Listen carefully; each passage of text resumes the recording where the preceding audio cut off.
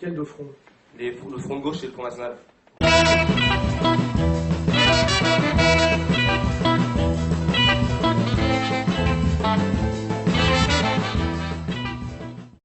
Je ne crois pas à l'honnêteté de Mélenchon, je vous le dis tout de suite. Je n'y crois pas. Je crois peut-être à la sincérité des gens qui le suivent. Déjà chez Mélenchon, on va faire un peu de sociologie, il n'y a pas d'ouvriers, ce sont des profs d'un certain âge. Et ce sont les réseaux de l'éducation nationale de type trotskiste. Mélenchon, moi je suis un marxiste-léniniste de formation, il était interdit, et c'est une des raisons de la scission du congrès de Tours, d'être maçon et communiste à l'époque. C'est un mec qui émane à la fois du trotskisme et du Grand Orient de France. Et moi je l'ai crevé dans la rue avec Maître Spinner bras dessus bras dessous, qui est un des anciens cadres du Bétard, et qui est un mec qui est un des agents de l'extrême droite juive. Ils étaient bras dessus place de l'Odéon, ils se donnaient pas des pains. Tu vois ce que je veux dire, ils se faisaient des bisous. Vous mettez le doigt au bon endroit. Dans le rectum. Hein, voilà. Je pense que Mélenchon est un pur professionnel de la politique politicienne qui cherche sa place parce que c'est un haineux et un aigri. C'est un manipulateur. Il a été fabriqué comme troisième homme pour empêcher Marine Le Pen d'être élue à Hénin-Beaumont. C'est-à-dire qu'il y a un député Front National sur une ligne sociale et de gauche, alors qu'ils ont autorisé que ce soit sur une ligne raciale et de droite dans le sud, parce que la sensibilité Front National dans le nord est très ouvrière, alors que dans le sud elle est très anti-immigration. Et ils ont laissé Collard se faire élire, qui est un franc-maçon proche de la bourgeoisie de droite sioniste de PACA. Ils n'ont pas laissé Marine, parce que c'était terrible pour eux comme message que les ouvriers qui avaient amené le Parti Socialiste au pouvoir là-bas votent Front National, c'est-à-dire que le Front National soit à gauche du Parti Socialiste sur la question sociale. Mélenchon, pour moi, est un type qui n'a aucune crédibilité aussi en politique étrangère. C'est un atlantiste. Il a été dénoncé d'ailleurs par des gens de son propre groupe, dont l'ancien maire de Grigny, comme un atlantiste. Hein. Il a été sur la question de la Syrie, sur la question de la Libye, systématiquement sur une position pro-américaine.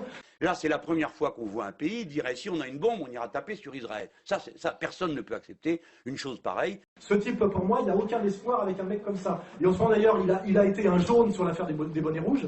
Petit paysan. N'oubliez pas, il a essayé de casser la manif des bonnets rouges en disant « N'allez pas manifester ». C'était une manif transcourant, ce qui est vrai, et qu'il fallait bien opposer le prolétariat au patronat en faisant, sur une ligne à l'arrêt de la Guinée, alors qu'en fait c'est des gens, c'est le monde du travail breton qui essaye de se défendre, puisque les PME font partie du monde du travail, et lui il est sur une vieille lecture, classe contre classe, complètement obsolète, pour mettre du côté des multinationales, des petits patrons de PME locaux. Donc ce mec est une merde, pour moi, un social traître.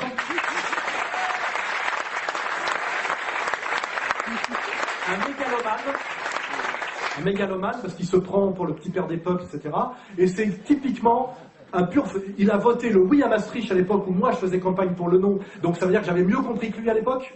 Donc il n'a pas de leçon à nous donner d'intelligence politique, parce qu'il a 10 ans de retard sur moi, même si en admettant qu'il soit plus bête que malhonnête. Il a toujours accompagné toutes les saloperies du système en réalité. Toujours. Et c'est un pur apparatchik qui a été fabriqué, comme je vous le dis, à un moment donné, comme il y a une ingénierie de la domination politique, comme Bayrou avait été manipulé contre Le Pen père, il a été fabriqué contre Marine fille. Et vous avez bien aujourd'hui qu'on n'en a plus besoin. Aujourd'hui c'est Valls qui est mis en avant par le système, et qui vient de se prendre les pieds dans le tapis d'ailleurs avec Dieudonné, et tant mieux, ça prouve qu'on fait le boulot. Mais je suis d'accord pour une union transcourant de la droite, de la petite droite patronale des PME, hein, c'est pas du tout le MEDEF, et de la gauche prolétaire, c'est ce que j'appelle la réconciliation nationale du prolétariat et de la moyenne bourgeoisie entrepreneuriale, parce que ça s'appelle le monde du travail. Mais ça passe par peut-être la clientèle de Mélenchon, mais pas par Mélenchon lui-même. Hein. Mélenchon, il a un parcours politique de plus de 30 années, et celui qui en parlait le mieux, c'était Maxime Grémetz. Les privatisations, qu'est-ce qu'il a dit? Il est resté dans son fauteuil, assis. Il n'a pas dit « moi je suis à gauche, je m'en vais, je ferme ma gueule ou je m'en vais ». Donc Mélenchon, en fait, il veut profiter de vous? C'est évident. Il n'a jamais eu au Parti Socialiste ce qu'il croit devoir avoir. Rappelez-vous comment Martin... Et ça se fera peut-être avec les Mélenchoniens de sensibilité, mais sans lui. Parce que ce mec-là est disqualifié totalement par 30 ans de parcours politique au Parti Socialiste. Faut pas oublier. N'oubliez pas d'où les gens viennent et leur parcours. Hein. On m'en moque, moi, de Mélenchon. Bah non. Moi, je sais ce qu'il est. Il est pas communiste. Il est socialiste.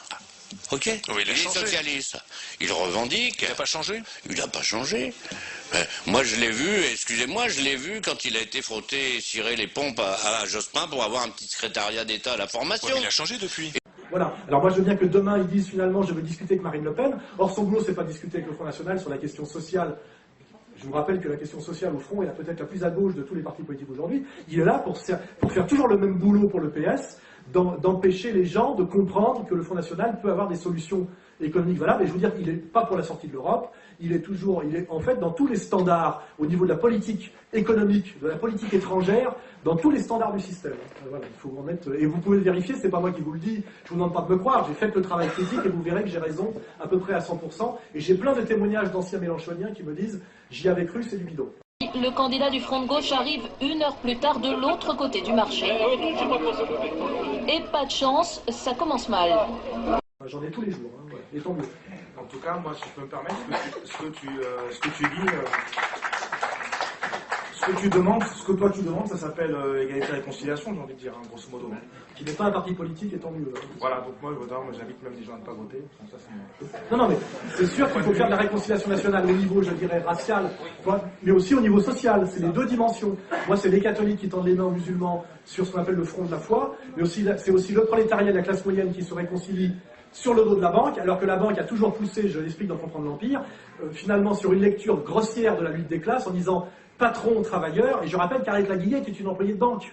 Métaphoriquement, ça veut dire. Alors qu'en réalité, beaucoup de patrons aujourd'hui sont des travailleurs qui, quand ils coulent, n'ont même pas derrière le chômage, et que pas mal de travailleurs sont aussi des purs parasites, il ne faut pas oublier, à travers tout le système d'assistanat qui a été créé, pour continuer à servir finalement d'alliés du grand capital. On voit très bien comment ce système a été mis en place, et moi je ne dis pas que la lutte de classe n'existe pas et qu'il faut la nier, mais il faut la réactualiser. Il faut faire une lecture actuelle des réels rapports de classe, des réels intérêts de classe, de la réelle solidarité de classe et du réel combat de classe. Et ça, je l'ai fait dans Comprendre l'Empire, dans un chapitre magistral, que personne n'a jamais critiqué. Car je vous le dis, aujourd'hui, on me traite de tout et de n'importe quoi, mais on n'attaque jamais mes livres. Jamais.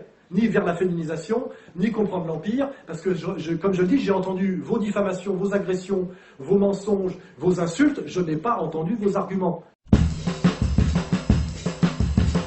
Et je les attends encore, les arguments de l'ennemi, sur tout ce que je démontre encore aujourd'hui.